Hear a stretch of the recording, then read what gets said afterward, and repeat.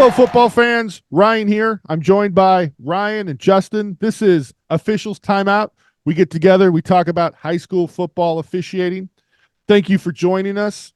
We're well into the off season between 2023 and 2024. And gentlemen, I wanted to get your off-season goals. What is it that you're working on in the off-season? I think we all should have off-season goals.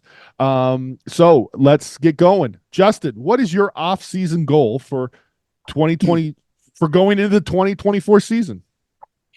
Yeah, I would say I have two, and one of which was realized during a game. I need to be better about my flexibility and my stretching regimen. And it's something that I need to get into better rhythm with. When I was younger and I started officiating, who stretches, right? You just go out and run, do the game, whatever. Couple instances this year where I felt like I didn't do a very good job of preparing my body as well as I could have. And, it was a hot night and, I ran around a little bit and I started getting some cramps in the calves and the hamstrings and stuff. So that's one of my things. I want to try to get into a better routine in the off season. And this is probably just a men's health awareness sort of deal. We get older and we don't like to go to yoga, so I'm going to try to do a little bit of that. I'm going to try to get a little bit better about taking care of myself that way. And then, my other goal is honest. It's actually something that isn't really even on the field. So I'm fortunate enough to have been elected by my peers as a board member to the association. And one of the things I want to do this offseason is really try to find ways to make a difference and make our association a better place for the officials that are there, for the people that we're trying to retain and the people that honestly, they trust us with their vote and their trust, to represent them well. And one of the things I want to specifically try to focus on is how do we bridge the gap between making our relationships with coaches better, whether that's coaching on our side as far as communication goes, and just making the workplace environment that we have for our avocation, right, our hobby, a better place by giving people better tools for, how to manage a game, how to work with coaches, how to be a better participant in the game. And those are some things that I've thought a lot about. And then also, how do we recruit and get new officials and make sure they stick and make sure they enjoy themselves? Because anybody that's done this, and this is probably 99% of our audience, as Ryan's mentioned before, people that do this, what you really have to understand is like the paycheck isn't really worth it. It's more about being out there, being part of the game, doing something you enjoy, being around people you enjoy, and cultivating that environment. So that's my other off-season goal, is to think about ways to do that and try to implement some of those things. Just to kind of catch everybody up, we are all members of the EFOA, the Evergreen Football Officials Association, out of Vancouver, Washington. That's Southwest Washington. We're just across the Columbia River from Portland, Oregon. We've about 20 high schools. We have about 70 members. Justin, what Justin is talking about is great. Love that attitude, because when I started 13, 14 years ago, the association was miserable. It was tough. Our meetings were tough. And I think we've really turned it around. I don't think it's like that anymore. I think our meetings are much more positive. I think our younger officials feel much more involved and much more welcomed. Everybody that you see on the screen is had a big part in that. And Justin's talking about continuing with that. I think that's crucial. And for everybody out there, if you're in a leadership position in your association, I encourage you to make that a priority. It will help not only with recruitment and retention, it will also just make officiating better. Our camaraderie is at an all-time high, and that includes veterans and new officials. And I just think it's really improved the quality of life for our officials. We just have a much better time. Great. Two great off-season goals. Ryan, what are your off-season goals? As somebody who just started being a referee this past year, one of my off-season goals is to make all of the signals second nature. I feel like I know all the signals, but sometimes I have to think about them.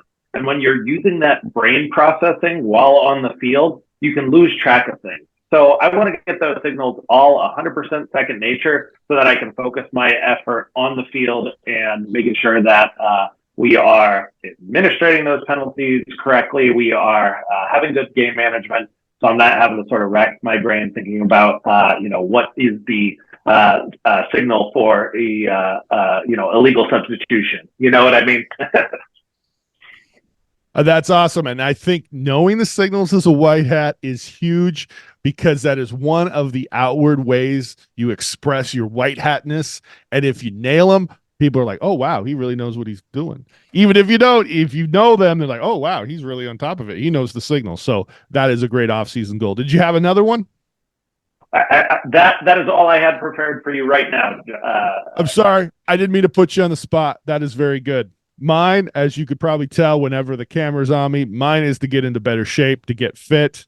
Now that we've had the umpire in the offensive backfield, they just did that in 2023 in Washington State. It forced the whole entire crew to get younger and fitter. I can't get younger, but I can get into better shape. So that is my number one, my number two, and my number three priority in the offseason leading up to 2024. I hope to be a leaner, meaner refereeing machine come 2024. And my other one, I did this once before. I think I'm going to do it again. I'm going to read the casebook. I usually don't read the casebook. I find it difficult sometimes because having to internalize those plays. But one of my mentors is a big proponent of the casebook, so I think I'm going to try to digest it this off season and maybe a little bit less of the rule book. Of course, making the videos keeps me in the rule book, so I might go more towards the casebook this off season. So I think that's my off season goal. But the fitness is number one. You know what it is? It's football, not our football. It's the NFL. Because I get up, I go to Krispy Kreme. I mean, I got to go. It's just down the street. I get my donuts. I watch 3 football games, and I don't move a lot. And now I'm, so I blame the NFL. I blame football on that one. One of the things that came up in an earlier discussion, and one of the things that always comes up, like in pre-games, especially pre-games when we're working with people from other associations, is formations. Ryan, you wanted to talk a little bit about formations, right? Absolutely, yeah. What prompted this discussion is what great seg into the NFL. Watching the NFL. If you watch on Sundays, the receivers are frequently signaling where they want to be to the wings. And then they're lining up just about in the exact same location. I'm like, wait, all 3 of those are lined up in a line. How is one pointing at the line and 2 pointing backwards? And so it brings up a good conversation about how we officiate that, at the youth level. I think that there's a few different philosophies behind it. Some people, sort of go with that sort of NFL sort of mindset, whereas if it is sort of made obvious where they sort of want to be, and there's not a huge advantage gained in that, they're going to sort of allow that. Others are much more strict and say, hey, you really have to differentiate yourself for that. And so it's an interesting question at the youth level, whether we're talking about high school varsity, which some is obviously reasonably high level, or whether we're talking about youth, where we're trying to be a little more educational. So I know we all have experience as a wing. Justin, what are your sort of thoughts on it as an official? Maybe give us sort of how you both handle it at the youth level and how you handle it on a varsity game on a Friday night. Yeah, I think it one of the things that I learned from some folks that I've taken some mentorship from is just in football in general, the farther away from the ball it is, the less it matters. Right. And so that's kind of a principle that I try to apply when I'm trying to apply common sense to something like this. A youth game, I really try to, what I tell my wife when I come home is I try to incite as little violence as possible. I try to pick as few fights as possible. Right. So in a youth game, I mean, I mentioned this in a previous episode, we're training people. We're training the players, the coaches, the kids. Right. So I'm going to do a lot more talking. I'm going to try to just make sure they're onside and they're in the right area. And if they cover up a tight end, I'm going to tell them and I'm going to ask the coach if that was intentional, right?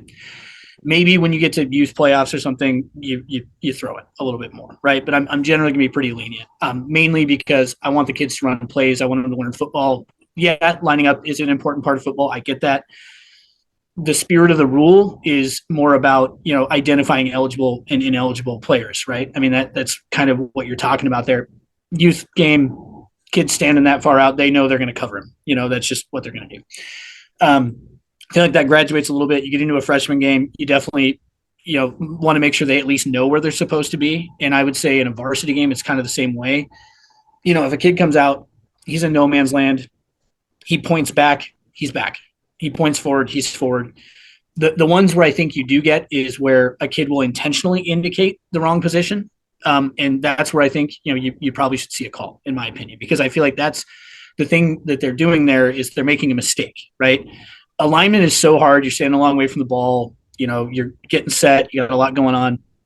If the defense is reacting to you like they should, like if you're off and they're covering you like you're an eligible receiver, I have a lot less problem with it. So I think there's a lot of factors at play there, and I know that's probably confusing for somebody who might not be an official as to why that matters. But really, if the defense is able to get their keys off of how you're aligned, and I feel like where you're supposed to be, I'm going to leave it alone. That's my personal philosophy. And this might be an easy question, and Ryan, feel free to jump in as well. If the player, let's say it's a varsity game, and they're not signaling to you at all, they're just getting out there and standing in no man's land, how are we officiating? Ryan, if you want to jump in and give your opinion there. If they're not signaling to me, they won't get the benefit of the doubt, and I'll put them where I think they need to be, and hopefully I'm right. Hopefully they think, or hopefully they want me to be right, because I'm not giving anybody the benefit of the doubt. But if they tell me they're on or they tell me they're off, 99.9% of the time, that's where I'm going to put them, unless it's egregious. So yeah, it's when it's laziness and not communicating, you don't get the benefit of the doubt with me. So as long as you're communicating with me, we're good. That's where I was going to go to. And some of it too depends on if you've talked to the coach before the game and they've got, oh yeah, we're going to cover our tight end a little bit. Some of it I'll ask coaches on the wings. I'm like, hey, you ran the ball there, but your tight end was covered. Was that intentional? And that gives me some intel into those situations where a kid might be a little confused or is trying to give me a signal. But, we had a play in one of these three-way playoffs that we had late in the year this year. And we had this situation where a player signaled and then moved, and that made their formation illegal. And so, they also have to give you good intelligence if they're going to give you intelligence. They can't give you bad information because that's that same mistake. Now, back to my principle of pretty far away from the ball, but it didn't matter. But when the offensive player is signaling, the defense sees that. They see you where you're supposed to be. They see that alignment. So in my opinion, that's a little more egregious. So I agree. But if you leave it up to me, you better hope I'm on the same page you are. I think we're all blade of grass guys. And another one of my mentors always says, if they know where they're supposed to be and the defense knows where they're supposed to be, they're where they're supposed to be, and we don't need a flag. And we don't want flags for illegal formation. I mean, those just bog the game down. And most of the time, 5 in the backfield and they run up the middle. You got to call it, but it's not like they're getting an advantage. And I think at the high school level, that's really where we're coming at. Are they getting an advantage? Or are we just throwing a flag to shut the game down? And the tongue-in-cheek joke for the officials here is the PA announcer is just going to call it a false start, and everybody's going to think you missed it anyway because you're signaling. Yeah, excellent. And we started this conversation talking about the NFL. We also have college football. I just want to say, we're talking high school football, and we want to stay with that. However, let's be honest, people watch college and pros on TV. They don't generally watch high school football. They might check out high school football on this channel, but generally we consume college football and we consume NFL football. So what that creates is, for fans, they see one brand of football on TV, and then on Friday night, they see other things that don't quite meet the different, and so then they have these reactions. And so I think if we can reference those other leagues, because they do influence how spectators view high school football, because it's not the type of football 100% at least as what they see on TV. And one thing that I'd love to hear about in the comments from people who are officiating high school throughout the country is, do you have standard sort of signals for those wide receivers to give you? Because one of the things that I struggle with, especially early in the year, is the receiver that comes out, stands in no man's land, and gives me a thumbs up. I don't know what that means. Does that mean you're on the line? Does that mean you're supposed to be off the line? So if that is something that is sort of standard, parlance in other parts of the country, please let us know in the comments, because what I tell people is either point at that line of scrimmage if you're on, or put your hand behind your back and signal backwards. But maybe that varies throughout the country. No, that's good. I Yeah. also think. Go ahead, Justin. Okay, right. I was going to say, yeah, there is a mechanical element involved in this as well. Obviously, the rule book, but the mechanical element of how do we communicate that amongst ourselves, and how do we make sure this guy's off and this guy's on. Well, and to that same end, there's a preventive officiating element too, right? One of our mandates as officials is, and this is something I say in every one of my pregame games, throw as few flags as possible to properly administer the game, right? And those are flags you don't need. If you talk to kids, you tell them, hey, this is what I'd like you to do when you come out. Let me know where you're at. We'll be on the same page. Again, unless you have the kid that won't look at you, and maybe they're new, maybe they're inexperienced, you might have a little more of a wall to break through there, but there is a way to preventive officiate that and just eliminate those things that you don't need in the game. And if you want to see a lot of flags, watch the other levels of football. They will satiate your zest to see laundry on the field. High school football hopefully does not do that. And because we're working with kids, and the kid might get it right 9 times in a row, and on the 10th time he sees his girlfriend and screws up. I mean, that's just how it happens in high school football. Speaking of high school football, this past season, a major record was set in high school football. A coach set the record for most career victories. So he's now the winningest coach in the history of high school football. I'll tell you who he is. I'll tell you which school he officiates or coaches. But I want to ask you guys, how many wins do you think this coach has amassed? So I would guess that most high schools, if you include, does this include playoffs? I guess we would ask. Yes. Good clarification. So if this includes playoffs, then that means, most high schools, play maximum maybe 14 games, including playoffs. Yeah, probably. If you go deep into the playoffs, yeah, I'd say 14. Yeah. So if this was a coach who was really, really successful and averaged 11 and coached for 55 years, I'm gonna say 601 is my guess, Ryan. Okay. You prices righted me without even knowing it, because I was going to go 50 years at 12 wins, and I was going to go 600. So I'm going to go. He wouldn't be asking if it wasn't something ridiculous. So I think I'm going to go 700.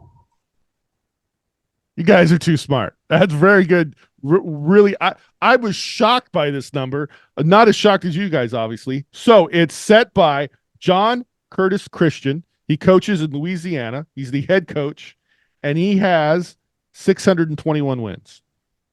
Oh, wow. 621 wins. I thought it was a typo when I first. 621 wins. Is this a basketball coach? He's been coaching for 55 years. Get this. He coaches at I'm sorry. His name is JT Curtis Jr. He coaches for John Curtis Christian. His dad founded the school in 1962, and JT took over in 1969. He's been coaching since 1969. Wow. He's led his team, nicknamed the Patriots, to 28 state championships. So he's winning about half the time. He's winning the state championship half the time. Crazy. So he's been 54 years, and actually I think he's won more than 621, because I think he's won at least 2 more after this. So he's won 623. It's an impressive career. That is amazing. 621 wins in football. He's been coaching a lifetime. He's won 1 national championship, and I guess there's a little controversy. One of his games, I think he lost, but the person who won had to vacate the win. So he might even have another win. But in the story I was reading, it said a high school football coaching historian. I didn't even know that was a thing. You can be a historian of high school football coaching. I would imagine the convention is very small, but Yeah, what do you do? Oh, I am a historian of high school football coaches. I didn't even know that was a thing. But nonetheless, 621, 54 years. He set the record. A victory over Brother Martin. That's a cool name for a high school, Brother Martin. I thought I was going to say his brother Martin. I was like, how many years has his brother been coaching? Yeah. So here's his all-time record at the time of this article: 621 wins, 78 losses, and 6 ties. Wow. I mean, the Jets coach gets 78 losses a season. I mean, this guy only has 78 losses. That's amazing. Anyway, so to put that all-time winningest coach. To me, I was astounded. 621. So to bring that back into officiating, if you started being an official at age 25, you could be a 30-year official. You could be born on the day that he starts coaching. Start your officiating career at 25. Officiate for 30 years. You could be a 30-year veteran official, and he's still coaching that whole time. Amazing. Do you think he knows that in high school football doesn't matter if the pass is uncatchable? You think he knows that? I bet he does. I bet it's happened a couple times. The same thing with DPI not being an automatic first down. I bet he's aware of that. I mean, do you think he's doing this? That one's new. On Friday night? He might have to have people on staff that know that one. That one's new. He's probably got a rules guy by now. I feel like if I've been coaching that long or doing anything that long, I've delegated a lot. You think he's like, hey, that's 12 men in the huddle. Where's my flag? All right. Well, again, I just 621 wins. I can't imagine winning anything 621 times. Tell us what you think about the all-time winningest coach from Louisiana. Tell us what you think about formations. Are you a blade of grass person, or are you strictly by the book? And let us know your off-season goal. We'd love to hear it. Please put that and much more in the comments section below. Ryan, thank you. Justin, thank you. Thank you for watching. This is Officials Timeout. We'll see you soon. If you're already a high school football official, have a great season. If you're not a high school football official, now is the perfect time to become one. Contact the Evergreen Football Officials Association and we'll help you make it happen. Until next time, we're the EFOA, making good officials better.